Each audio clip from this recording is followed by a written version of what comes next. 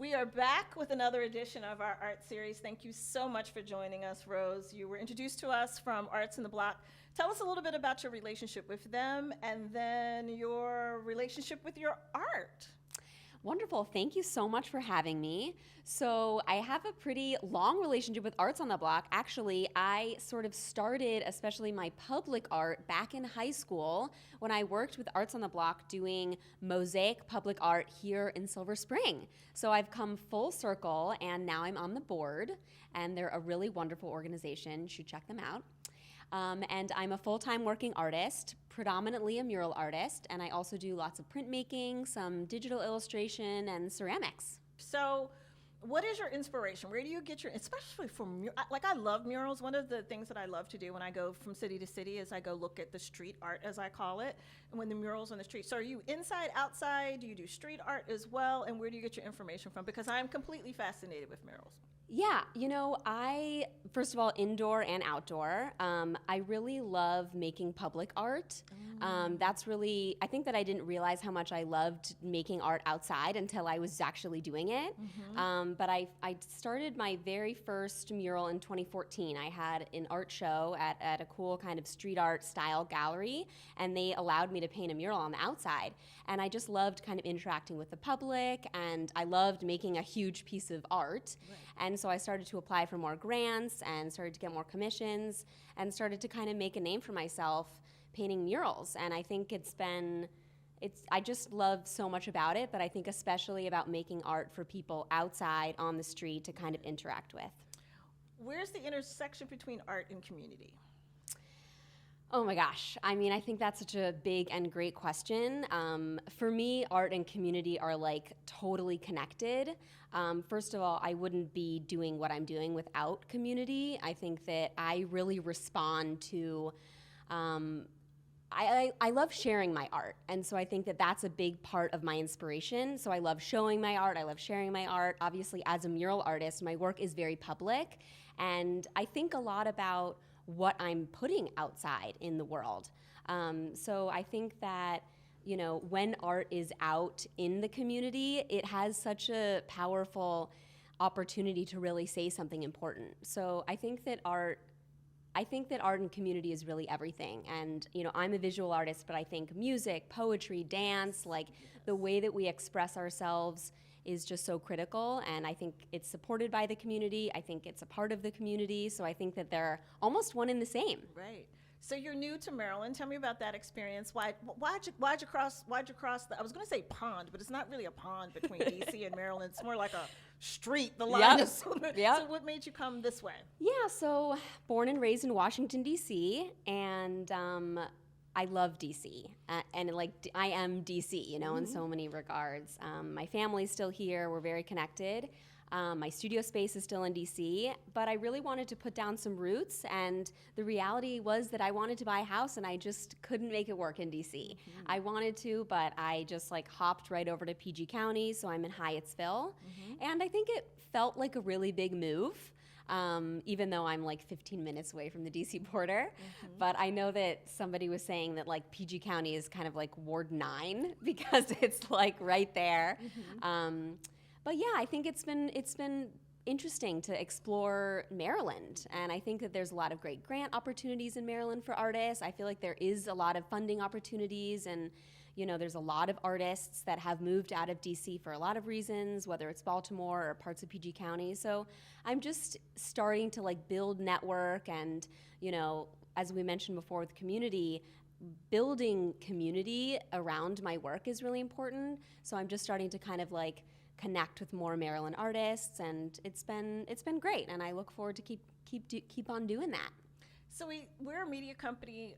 We actively serve Montgomery County. We are here to give voice to the community and make sure that they understand how to use media, and we train them and give them opportunities. We're a portal, if you will, to allow them to create media and share media. But I like this series because we're talking about art, and as you say, there's this connection, right, between media and art, poetry and music, all of which we use as we're creating media. How do you think about art and media and that connection between the two? You know, I am always excited about the ways that art is evolving. And I think that artists are constantly responding to the new kind of technology and new sort of opportunities within the art space. So, like, very into and excited about where art is going. I think there's some complicated things around like AI and lots of like, ways that digital technology and art are interacting with each other. But I think that it's really awesome when artists can have access to and be on the forefront of like being a part of that conversation around media and digital media and where it's going. I love, also artists being able to use the tools that are out there to like make their work. I use projectors for my murals, and I think that like projection and projection art is really interesting. Big fan of podcasts, obviously. But yeah, I mean, I think that like the more tools that artists can have to make their work, the better. And I think that when artists can learn those tools, like the more ways that they can use to express themselves. Do you find pressure to use social media and getting yourself out there, becoming your own marketer, if you will? Absolutely. I do. I mean, I think that I sometimes wish it wasn't the case, but we live in a society where like social media is where a lot of eyes are. And so if I want my work to be shared, that's really where people go. And running your own business is a challenge. And one thing that I'm passionate about is like helping artists figure out how to make a living doing what they do. And so much of that as a creative is not just making the art. It's like the finances, the social media, the marketing, the putting yourself out there, the going to things, like all those different pieces. So the reality is that I have to be on social media. Sometimes I very much dislike it, but I try to just have a relationship that feels healthy to me. Right. So only at certain times of day, only things that I feel good and comfortable about sharing and things like that. But yeah, like it or not, it's kind of the devil you have to play with, I think, to kind of really get your work out there in a meaningful way. I love your website. Thanks. It features so much of your art, and it's really visually attractive and appealing. Talk to me about how you put that media together to put yourself out there and share some of your favorite pieces that I might find on your website. Yeah, so my website, I built myself using ProSite, like Adobe ProSite, I think. Maybe it's not even called ProSite anymore. It used to be Behance. Mm-hmm. And it was kind of a pretty simple drag and drop. And I got inspired. I saw another ProSite that used GIFs. Mm-hmm. And I was like, that looks awesome.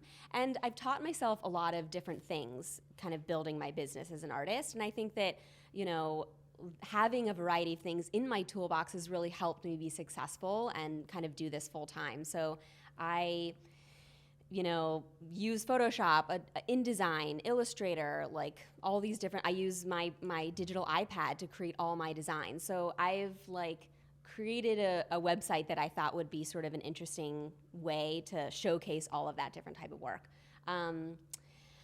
Goodness, let's see. I mean, my murals I think are the biggest work that I've done, and I think that I really like showing that.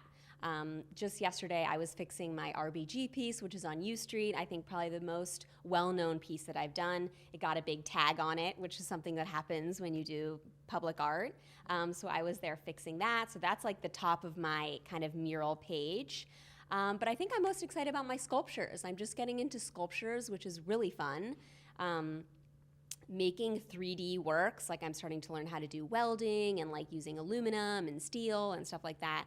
And I think to start to like pull things off of a flat surface has been really exciting.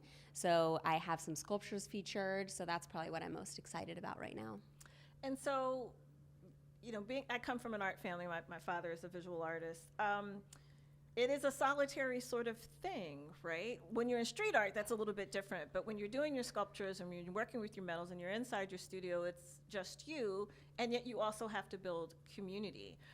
What advice do you have with some artists who are really having a hard time getting out of the studio? And it's amazing that you've been able to incorporate multimedia and that you get it, but a lot of them are having difficulty. What advice do you have for them when they sit back and they say, I just want to be creative, I just want to do my art? but somebody has to see it. You got to Yep. get it out there. So what Yeah. advice do you have for them? You know, it's a really good question, and I think it's hard. Like, I really hear that, and I think that there's just a lot of artists that, you know, they're introverted or they're solitary, and I think that there's so many artists that just make art for themselves. And first of all, I think that there's space for that, and I think that's really great, especially if, say, you have like a day job or something else where you can get money, and work for you is a solitary thing and you're not interested in sharing necessarily.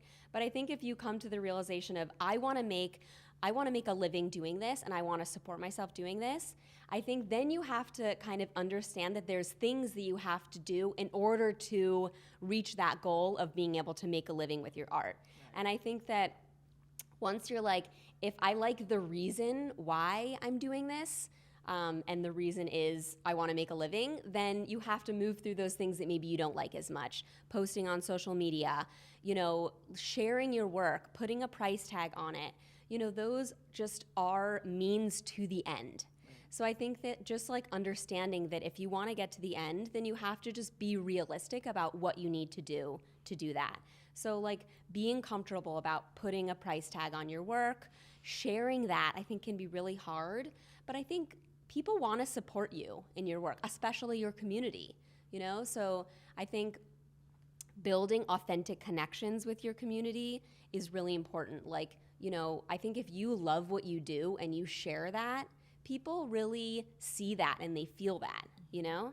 So I think the more ways you can kind of do that for yourself, creating authentically and creating authentic connections with other people, then they're going to want to support you in any way, really.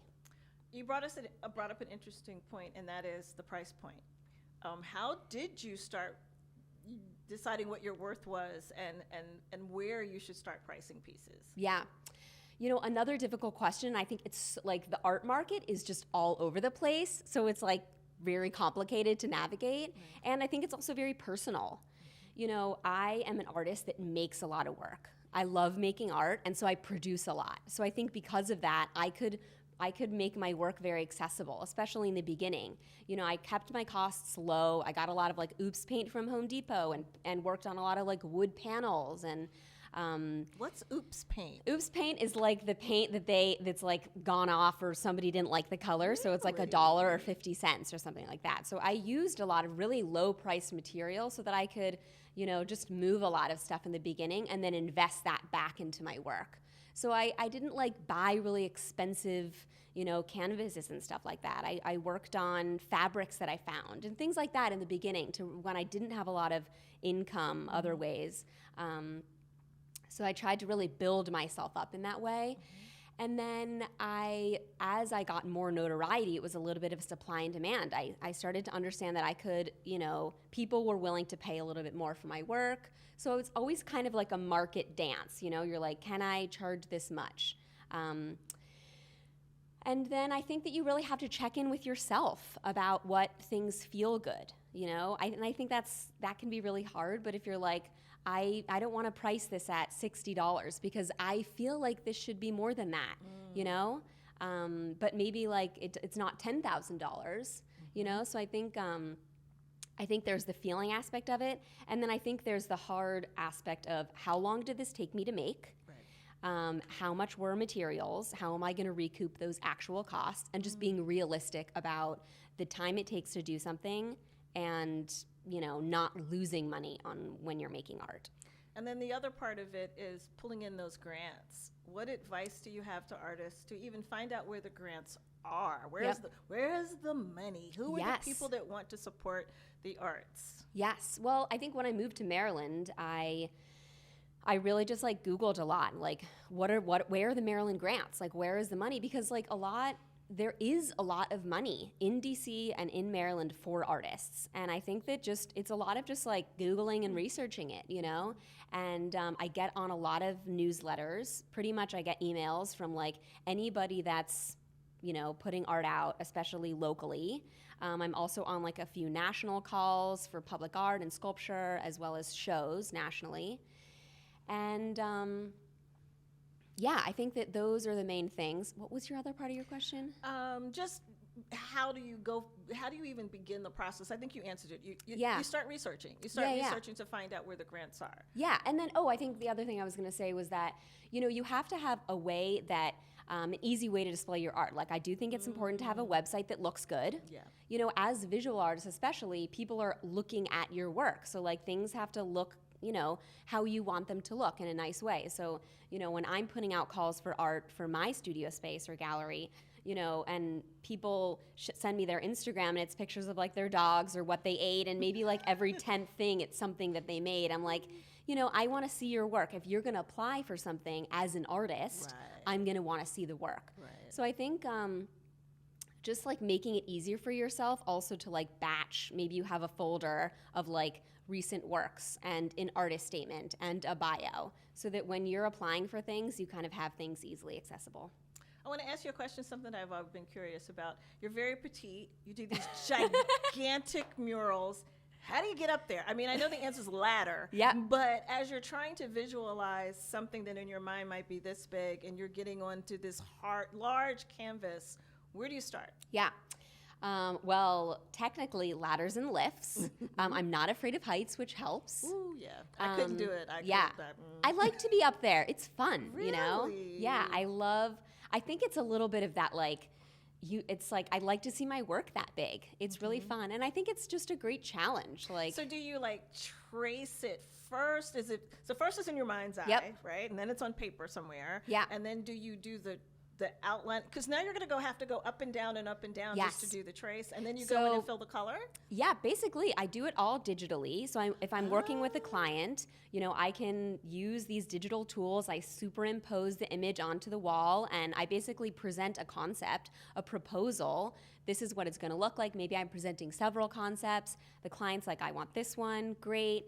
And then I project that design. Maybe I translate it all into lines, depending, and then I project that at night onto the wall. Wow.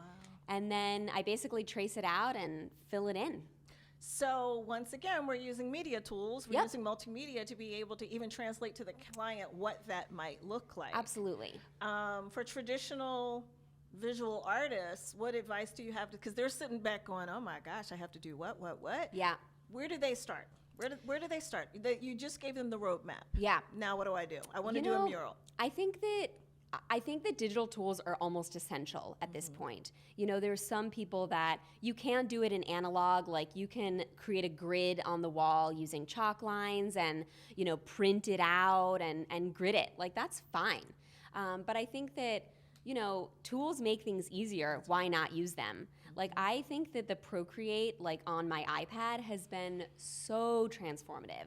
Like, I would really recommend that to almost any artist. Like, it's so small. It's like I can basically use any brush to do anything that I want to. So it's very close to a lot of other types of media. And then I can easily upload that onto Photoshop. I know that there is a barrier. Certain like, I don't know, like age groups, like, they're not used to using these types of media. So I think you can work with somebody that is. I think outsourcing some of this stuff is really great. And yeah, I think that, knowing that there's also analog ways to do it. But I think the other thing is also just asking for help, I've learned a lot of my tools from other mural artists. I'm constantly like, how did they paint that 20-story building? How does that work? And asking them or studying their techniques. A lot of it is really just techniques. And like, we're out here, like, nobody showed me this roadmap. Like, there's not really a roadmap. Right. I've learned a lot of this stuff myself. Taken classes, practiced, through doing murals. Like, I have learned something through each mural. What to do, what not to do. There was a walking mural not too far on U Street where you would go, and there's the mural, and then there was a QR code, and you scan the QR code, and then that took you to more information about what you were looking at. So it is overlaying each other. We are married together, art and media, whether we want to be or not. We are married together. Tell me the next thing that you're working on. What should we be looking out for from you? Yeah, so let's see. I have an art studio that kind of doubles as community space. I teach classes there, and sometimes we have shows there and markets, and we're having a market, an art market, on April 15th. It's a Saturday, coming right up. And there's 11 artists that are going to be featured from Maryland and DC. So I think that's going to be really great. It's going to be kind of spilling out onto the street a little bit and the sidewalk, so that'll be really fun. And then I'm in the works for preparing a show, hopefully in May or June. Still, the details are not yet fully formed, but you can follow me on social media. Give us your handle. Where should they follow you? I'm at Rose Inks, Rose_INKS on Instagram. And I have a link tree there that is connected to my website. But probably Instagram is like the best way to stay updated with what I'm up to. Well, thank you. You've given us so many jewels, so many pearls of wisdom for the artists out there. I really appreciate you coming by. And make sure you guys follow her. She is amazing. Her art's amazing.